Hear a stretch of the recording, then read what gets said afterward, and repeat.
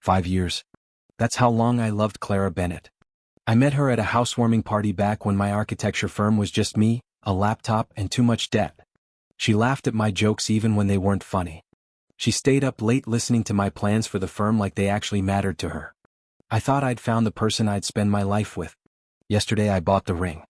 I went to her apartment to grab a stapler for a client presentation. Something small, something stupid. She was in the shower, so I opened her desk drawer to look for one. Instead, I found a folded paper tucked under a stack of old bills. A marriage certificate. Her name and a man's name I'd never heard before. Marcus Hale. I stood there holding it, waiting for my brain to make sense of the letters. Didn't. I read it 4 times. The date was 2 years ago. I heard the shower shut off. I didn't move. I didn't hide the paper. I just stood there when she walked in, wrapped in a towel, smiling until she saw my face. Daniel, what's wrong? I held it up. Who is Marcus Hale? Her smile disappeared like it had never existed. Daniel, answer me. My voice came out flat, calm. I didn't recognize it. Are you married? She sat down on the edge of the bed, pulling her towel tighter like that would protect her from what was coming. I can explain. Then explain. It's complicated. It's a yes or no question, Clara. Silence stretched between us long enough that I already knew the answer before she said it. Yes, she whispered. I'm married. I laughed. It wasn't a real laugh. It was the kind that comes out when your body doesn't know what else to do. 5 years, Clara. 5 years I've been planning a life with you. I bought a ring last week. Her eyes went wide. You. Doesn't matter now. I set the certificate down on the dresser like it was something contagious. How long? 2 years. 2 years. I repeated it slowly, letting the number sink its teeth into me. So half of what we had was a lie. It's not what you think. Then tell me what it is. I stepped closer. Tell me why you let me plan a future with you while you had a husband. She looked down at her hands. Marcus and I. It's a business arrangement. His family has money connections. My mother pushed me into it before I even met you. I was going to tell you eventually. Eventually? I nodded slowly, feeling something cold settle in my chest. When? After the wedding? After kids? Daniel, please. Do you love him? She hesitated. That hesitation told me more than any answer could have. It's complicated. You keep saying that. I grabbed my jacket off the chair. My hands were shaking, but my voice stayed steady, which somehow scared me more. You know what's not complicated? Honesty. That's not complicated at all, Clara. You just chose not to give it to me. I never meant to hurt you. But you did. I stopped at the door and looked back at her. Really looked. Maybe for the last time. I wasn't supposed to find out, was I? That's the only thing you're sorry about. Not that you lied. That you got caught. She didn't deny it. She just sat there silent. And that silence was louder than any excuse she could have made. Goodbye, Clara. I walked out before she could say anything else. The hallway blurred. The elevator felt like it took forever. By the time I hit the street, rain had started falling, cold and hard, soaking through my jacket in seconds. I didn't run for cover. I just stood there, letting it hit me, because for the first time in 5 years, I finally understood something clearly. I never really knew her at all. I didn't sleep that night. I sat on my kitchen floor with my back against the cabinets, staring at nothing, replaying 5 years like a movie I suddenly hated. By morning I called Ethan. He showed up at my apartment 30 minutes later, still in his gym clothes, hair a mess. You sounded like hell on the phone. What happened? Clara's married. He stopped mid-step. What? She's married. Has been for 2 years. To some guy named Marcus Hale. Ethan sat down across from me slowly, like he was afraid sudden movement might break something. Daniel, 2 years, Ethan. I was planning to propose. He rubbed his face with both hands. I didn't know that. I swear I didn't know that. But I caught the hesitation in his voice. There's a but in there. He sighed. But I always felt something was off about her. The way she'd disappear for business trips with no details. The way she'd get cagey whenever you brought up meeting her family. Why didn't you say anything? Because I didn't have proof, man? Just a bad feeling. And you loved her. What was I supposed to do? Tell you, hey, I think your girlfriend's shady, with nothing to back it up? I stood up and started pacing. You could have told me the feeling. I would have listened. Would you have? He looked at me hard. Because every time I hinted at anything, you defended her. You weren't ready to hear it. He wasn't wrong, and that made it worse. Who's Marcus Hale? I asked. Do you know him? Ethan hesitated again, longer this time. Ethan. I looked him up while you were in the shower crying on the phone to me. He's an investor, runs a private equity firm downtown. Word is he's been quietly funding a woman's lifestyle for the past couple years. Apartment, trips, the works. I didn't put it together until just now. My stomach dropped. Her apartment, her business trips. Yeah. So, while I was working 60-hour weeks trying to build something for us, he was paying her rent. Looks that way. I sat back down. The anger draining out of me and leaving something hollower behind. I ignored so much Ethan. The secrecy, the excuses. I told myself I was being a good partner by trusting her. I was just being blind. You loved her. That's not blindness. That's just being human. Feels the same right now. We sat in silence for a while. Then my phone buzzed. A message from a client asking why I'd missed our 9 o'clock call. I stared at it and didn't respond. You missed a meeting? Ethan asked. I forgot. You never forget meetings. Well, apparently today I do. I set the phone face down on the table. I can't think straight. Every time I try to focus, I see that certificate. Her name next to his. Take the day. I'll cover for you at the office. I can't just Daniel. Ethan's voice was firm. You built that firm from nothing. One day off won't collapse it. But if you walk in there right now and try to run client calls with your head like this, you'll make mistakes you can't take back. I wanted to argue, but I didn't have the energy. Fine. I said. One day. Good. He stood up. And for what it's worth, I should have said something sooner about the bad feeling. I'm sorry. It's not your fault, Ethan. Doesn't mean I don't feel like it is. After he left, I sat alone in the quiet apartment staring at my phone full of unanswered messages and missed calls. My work, the one thing I'd never let slip in 5 years, was already falling apart, and it had only been one day. I thought about Marcus Hale's name and wondered what kind of man funds another man's girlfriend for 2 years and feels nothing about it. Then I thought about Clara and how easily she must have lied to both of us. 5 years and I didn't know her at all. 3 days after I found the certificate, my mother called. Daniel, you haven't answered your phone in days. Are you alive? I'm alive, Mom. You don't sound alive. Come for dinner tonight. Your grandmother's been asking about you. I almost said no, but the thought of sitting alone in my apartment for another night staring at the wall was worse than facing my family. Fine, il come. When I walked into my parents' house, the smell of my mother's cooking hit me before anything else. Grandmother Rosa was already at the table, and the second she saw my face, she set down her fork. You look like a man who buried something, she said. Grandma. I'm not wrong, am I? My mother came in from the kitchen. Rosa, let him sit down first. I said I didn't say anything about Clara, not yet. I wasn't ready to say it out loud again. My father cleared his throat. Actually, Daniel, there's something we wanted to talk to you about. What kind of something? My mother and father exchanged a look. Do you remember the Lynns? George Lynn, my old business partner. Vaguely. His daughter, Sophia. We made a promise years ago. If both of you were still single by a certain age, we'd introduce you. It was mostly a joke back then. But George brought it up again last month and well. My mother hesitated. We told him yes. I blinked. You told him yes to what, exactly? A meeting between you and Sophia. I almost laughed. You're telling me you arranged a marriage meeting for me without asking me first? We didn't arrange a marriage, my father said, just a meeting. What happens after is up to you. I'm with Clara. The words came out before I remembered they weren't true anymore. The table went quiet. My mother's face softened. Daniel, what happened? I stared at my plate. She's married. Has been for 2 years. To someone else. My mother's hand flew to her mouth. My father set down his glass slowly. Grandmother Rosa didn't look surprised at all. Just sat like she'd expected something like this eventually. I'm so sorry, my mother whispered. So, you understand? I said. Why a meeting with some stranger my parents picked out isn't exactly what I need right now. I understand you're hurting, my father said, but maybe. No. I shook my head. I just got out of 5 years of lies.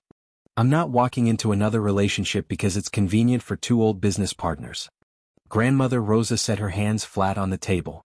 Nobody said anything about a relationship. A meeting is a meeting. You sit, you talk, you leave if you want. Grandma, I don't want to meet anyone right now. I didn't ask if you wanted to. Her voice was sharp but not unkind. I asked you to trust that your family isn't trying to hurt you. I know that. I pressed my palms against my eyes. I don't have anything left to give anyone right now. Then don't give anything, she said. Just show up. Sometimes healing doesn't start with wanting to. Sometimes it starts with doing the thing anyway and letting the wanting catch up later. I looked at her. She'd said things like that my whole life. Simple sentences that somehow carried more weight than they should have. Rosa's right, my mother said gently. Nobody's asking you to fall in love tomorrow. Just meet her. For us, for yourself even. I sat there a long moment, anger and exhaustion fighting for space in my chest. Part of me wanted to refuse just to prove I still had control over something in my life. But another part of me, a tired, hollowed-out part, didn't have the strength to fight anymore. Fine. I said finally. One meeting. That's it. Grandmother Rosa reached over and patted my hand. That's all I'm asking. Don't expect anything from it, though. I warned. I'm not exactly in a place to fall for anyone. Nobody's expecting a fairy tale, Daniel. She smiled faintly. Just show up as yourself. That's usually enough. I nodded, though I didn't believe her. Not yet. But I agreed to the meeting anyway. Not for Sophia Lynn, not for some old family promise. For my grandmother and maybe quietly for whatever was left of me. The restaurant my mother picked was too fancy for how I felt inside. I got there first, sat at the corner table and checked my watch 3 times before Sophia Lynn walked in. She didn't smile. She didn't scan the room looking nervous or hopeful. She just walked straight to the table, sat down, and looked at me like she was assessing a business proposal. You're Daniel. She said, not a question. That's me. You're Sophia. Unfortunately. I raised an eyebrow. Excuse me? I mean that as a general statement about this whole arrangement, not you personally. She picked up the menu without looking at it. My father's been planning this since I was 22. I'm 28 now. He finally called in the favor. So you don't want to be here either? Not particularly. She set the menu down. No offense. None taken. I was engaged to be engaged 3 days ago, and it turned out my girlfriend already had a husband. So we're both here against our will. That got her attention. She actually looked at me for the first time, really looked. That's a rough week. You could say that. I'm not going to pretend I'm thrilled about this dinner, she said. But I respect that you're not pretending either. Most men my father's tried to set me up with spend the whole meal performing. Telling me how great their job is. How much money they make. You're just sitting there looking like you'd rather be anywhere else. I would rather be anywhere else. She almost smiled. Almost. At least you're honest. A waiter came by. We ordered quickly without discussion. Both of us clearly wanting the meal to move fast. Can I ask you something? I said once he left. Depends what it is. Why are you doing this? The meeting, I mean. If you don't want it. She was quiet for a second. My father built his company with with your father 30 years ago. He made a promise back then that our families would stay connected. He's old-fashioned about honor, promises, things like that. I disagreed with him for years. But he's sick now. Not dying but not well either. This matters to him. So I'm here. That's a heavy reason to sit across from a stranger. What's yours? My grandmother. I admitted. She told me healing doesn't always start with wanting to do something. Sometimes you just do it and let the feeling catch up. Sophia studied me for a moment. That's actually good advice. She's a smart woman. So she leaned back. Where does that leave us? Honestly, I don't know. I'm not in a place to fall in love with anyone right now. I don't think I even believe in it the way I used to. Good. She said, because I don't need you to fall in love with me. I need a business partner who understands that this is practical, not romantic. My father wants a marriage. I can give him a marriage. What happens inside that marriage is between us. I stared at her, surprised by how much sense that made. You're serious? Completely. No pretending we're something we're not. None. No performing for each other. No fake affection at family dinners beyond what's necessary to keep our parents happy. That, I said slowly, is the most honest conversation I've had with anyone in 5 years. Then we understand each other. She held out her hand, businesslike, across the table. Deal. I looked at her hand for a second, then shook it. Her grip was firm, no hesitation. Deal. I said. Neither of us smiled. Neither of us pretended this was romantic. But something about her bluntness felt more honest than anything Clara had ever told me in 5 years of lies. For the first time since finding that certificate, I felt like I was standing on solid ground. The ceremony was small, just family, a handful of close friends, and the quiet hum of a string quartet my mother insisted on. Sophia wore white, simple and elegant. No lace, no drama. I wore the same suit I'd bought for a client gala 2 years ago. Neither of us treated it like a fairy tale, and that felt right. "You look nervous," Sophia whispered as we waited at the altar. "I'm not aware of how many people are staring at us." "That's what nervous means, Daniel." "Fine. I'm nervous." She almost smiled, the same almost smile from our first dinner. "Me too." The vows were short, practical, even. We'd written them together the week before, agreeing not to say anything we didn't mean. When the officiant pronounced us married, I felt strange. Not sad, not happy, just different, like I'd stepped into a new version of my life without fully choosing it, and without fully hating it either. That's when I saw her. Clara stood near the back of the room, uninvited, wearing a dress too formal for someone who wasn't supposed to be there. Ethan spotted her the same second I did and started moving toward her, but I held up a hand. "I've got it," I said to Sophia. "Give me a minute." "Take your time," Sophia said, watching Clara with an unreadable expression. "I'll be here." I walked over to Clara, keeping my voice low. "What are you doing here?" "I heard you were getting married." Her voice shook. I didn't believe it. I had to see it myself. "Well, now you've seen it. Daniel, this is insane. You barely know her. 3 months ago you were talking about proposing to me." 3 months ago, I didn't know you had a husband." She flinched. "I told you it's complicated with Marcus." "It's not complicated, Clara. You lied to me for 2 years. Sophia and I are honest with each other. That's the difference. So, you don't love her. You're just doing this to hurt me." I almost laughed. "Not everything is about you. This isn't revenge. This is me building a life that isn't built on lies." Her eyes filled with tears, but something about them felt performative, like she was watching herself cry rather than actually feeling it. "I still love you, Daniel. You loved having me as an option," I said quietly. "That's not the same thing." She didn't have a response for that. "You should go," I said. "This isn't your day." She left without another word. And I watched her walk out feeling nothing but a strange quiet relief. When I returned to Sophia, she studied my face. "Old girlfriend? The one I told you about." She seemed upset. "She's upset that I'm not sitting around waiting for her anymore." "That's not love. That's losing control over someone she thought she'd always have." Sophia nodded slowly. "That sounds exhausting. I'm glad I don't have to compete with that." "You don't have to compete with anything," I said. "This is real even if it didn't start out that way." "Careful," she said. A small smirk forming. That almost sounded romantic. "Don't get used to it." Over the following weeks, Sophia and I settled into a quiet rhythm. She kept her job at her father's firm. I kept building mine. We shared a kitchen, split chores without arguing, and talked over dinner about small things: clients, deadlines, her father's health, my grandmother's stubbornness. It wasn't romance, but it wasn't nothing either. One night, scrolling through my phone, I saw a headline about Marcus Hale's investment firm losing a major client. I didn't think much of it at the time. "Everything okay?" Sophia asked, noticing my expression. "Just an old name showing up somewhere I didn't expect." "Clara's husband?" "Yeah." She studied me carefully. "Does it bother you?" "No," I said and meant it.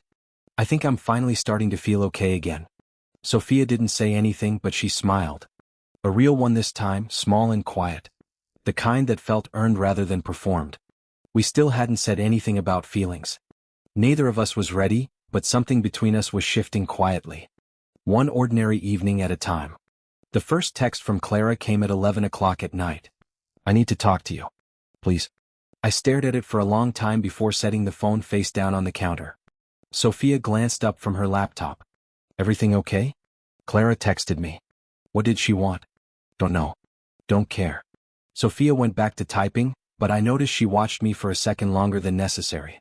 The texts kept coming over the next 2 days. "Marcus's firm collapsed. Everything's falling apart. Can we talk?" Then "My mother won't even answer my calls anymore." Then finally, "I made a mistake, Daniel. I still love you." I finally called her back, mostly to make it stop. "Daniel, thank God." Her voice cracked immediately. "Everything's a disaster. Marcus made some bad investment, lost half his portfolio. His creditors are circling. My mother pulled all her support because she says I'm no longer a good investment for the family name." "That's rough, Clara. I'm sorry to hear it." "Are you?" Because it doesn't sound like it. I mean it as sympathy, not an invitation. Daniel, please. I made a mistake. I know that now. Marcus was never real, not the way you and I were real. I still love you. I think about you every day. I closed my eyes, feeling old anger stir, quieter now than before. Clara, you didn't lose me because Marcus's business failed. You lost me the day I found that certificate. Nothing that's happening to you now changes what you did. So that's it? 5 years means nothing. 5 years meant everything to me until I found out half of it was a lie. I'm not doing this again. You'd really choose some arranged marriage stranger over what we had? Sophia is not a stranger anymore, I said, surprised by how firm my voice sounded. And what we had wasn't real, Clara? That's the part you still don't understand. She started crying. And for the first time, I recognized it wasn't grief over losing me. It was panic over losing her safety net. I hope things get better for you, I said, but I can't help you. Goodbye, Clara. I hung up before she could respond. The next day at the office, I walked in to find Grace hovering near my door, looking nervous. You should probably talk to Sophia. She just left Whitfield's office.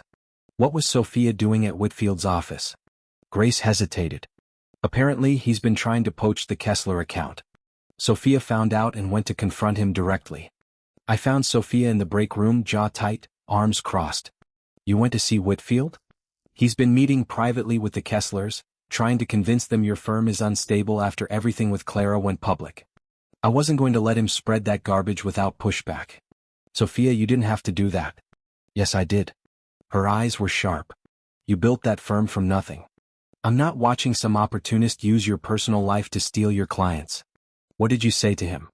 I told him if he mentioned your name again to a client, I'd make sure every business owner in the city knew exactly how he operates.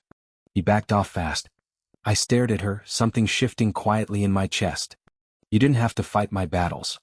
I know I didn't have to. She uncrossed her arms. I wanted to. Why? She paused, like she was choosing her words carefully. Because you're not just some arrangement to me anymore, Daniel.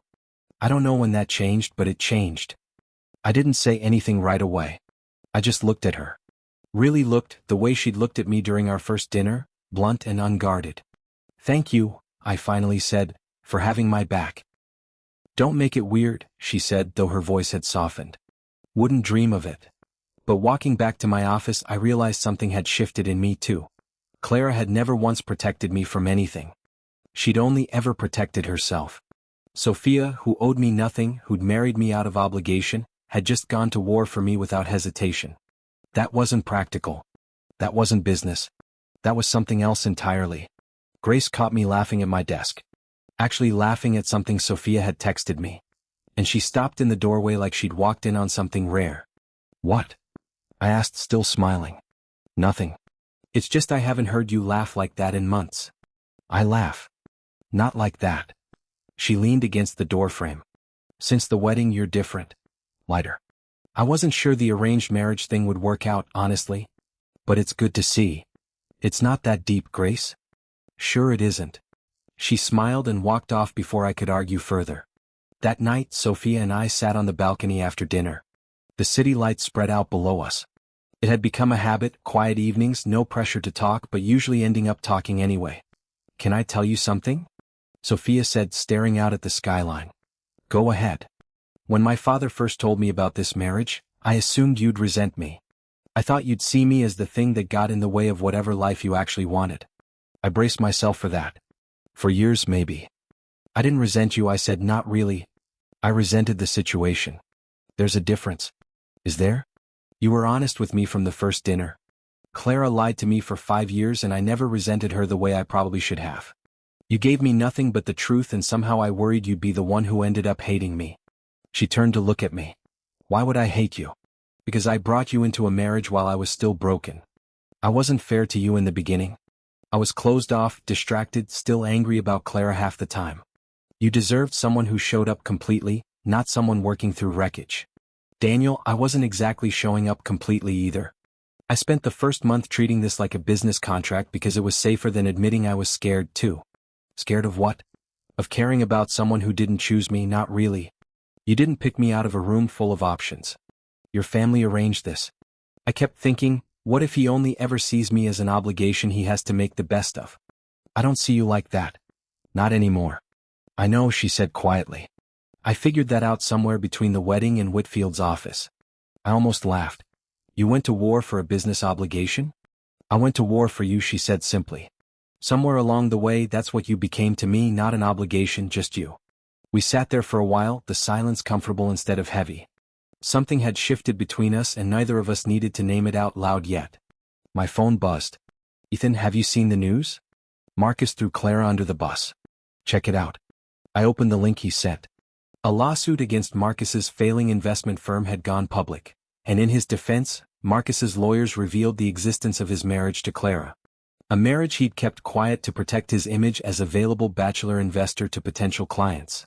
Now, exposing it was his only way to explain away certain financial transfers as family assets instead of fraud. Clara's name was suddenly everywhere. Her friends, her social circle, people who had no idea she was secretly married for 2 years. All of it public. I showed Sophia the screen. She read it, then looked up at me carefully. How do you feel about that? I thought about it honestly before answering. Not glad, not sad either. Just done. That chapter's closed. Good. Sophia said, leaning her head against my shoulder. The first time she'd done that without hesitation. Because I like this chapter a lot better. Yeah. I said, meaning it fully for the first time. Me too. Clara showed up at my office on a Tuesday. No appointment, no warning. Grace buzzed me nervously. She's here. Should I let her in? It's fine, Grace. Send her back. She looked worse than I'd ever seen her. Thinner, tired, dressed like she'd stopped caring about appearances for the first time in her life. She sat down across from my desk without waiting to be invited. My mother won't speak to me. She said no greeting, no small talk. She says I ruined the family's reputation. My friends stopped returning calls the second the lawsuit story broke.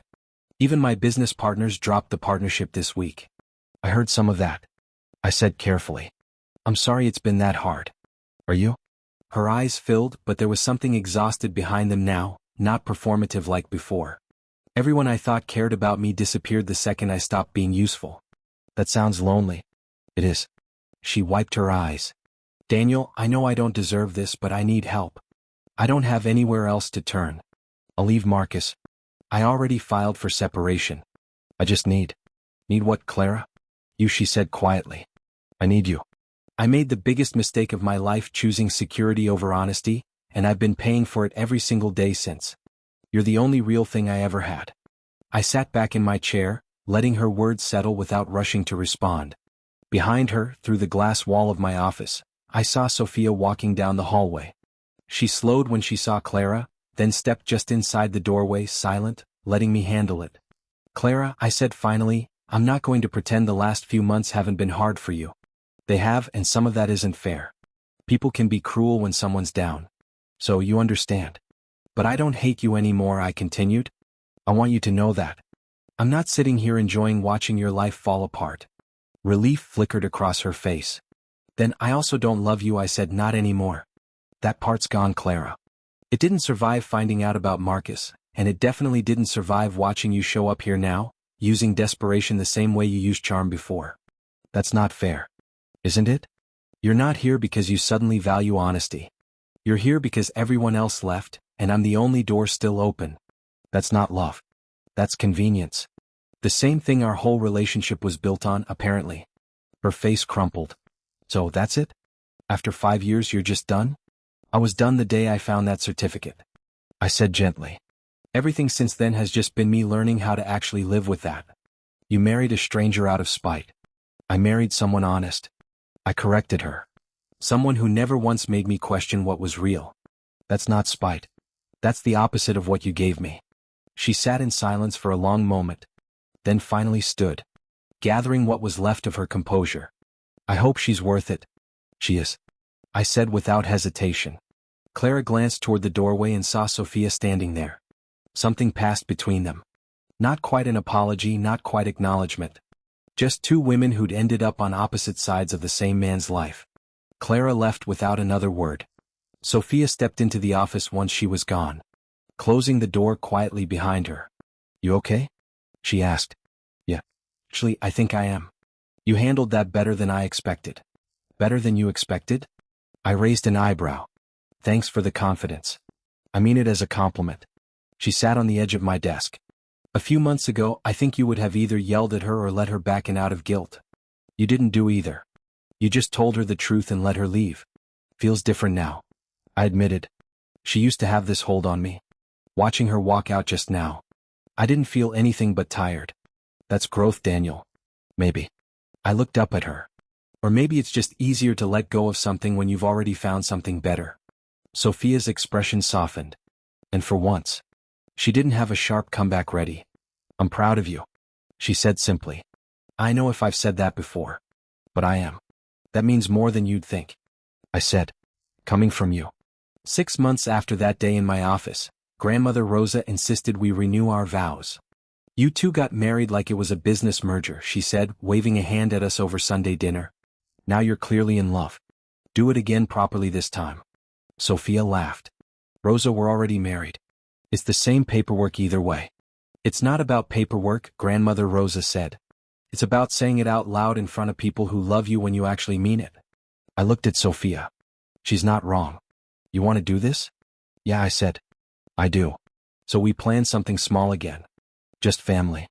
The same backyard where my parents had hosted dinners my whole life. String lights instead of a quartet. Ethan stood beside me. Grace came with her husband. Mr. Lin, looking healthier than he had in months, walked Sophia halfway down the aisle before handing her off with tears he pretended weren't there. Ready? Sophia whispered when she reached me. More than I've ever been ready for anything. The vows we wrote this time weren't practical. They weren't careful. I told her that the version of me who signed our first marriage certificate had been running from something, and the version of me standing there now was finally running towards something instead. She told me she used to think love had to be chosen from the start to be real, but she'd learned it could grow just as strong when it was given time and honesty to build itself. I didn't choose you first, she said, but I choose you now. Completely. I didn't choose this marriage, I said, but I choose you in every version of my life, every time. Somewhere near the back gate, half hidden behind the fence line, I caught a glimpse of a familiar figure. Claire. I don't know how she found out about the ceremony or why she came, but she stood there quietly watching from a distance, not bothering anyone. I didn't feel anger. I didn't feel triumph. I just felt a strange quiet peace, like watching the final page of a book close on its own. After the ceremony, Ethan found me by the drink table. Is that Clara over there? Looks like it. You want me to say something to her? No, I said. Let her be. She's not hurting anyone standing there. You've changed, man. A year ago you would have been furious. A year ago, I didn't have this, I said, glancing toward Sophia, who was laughing with Grace near the string lights.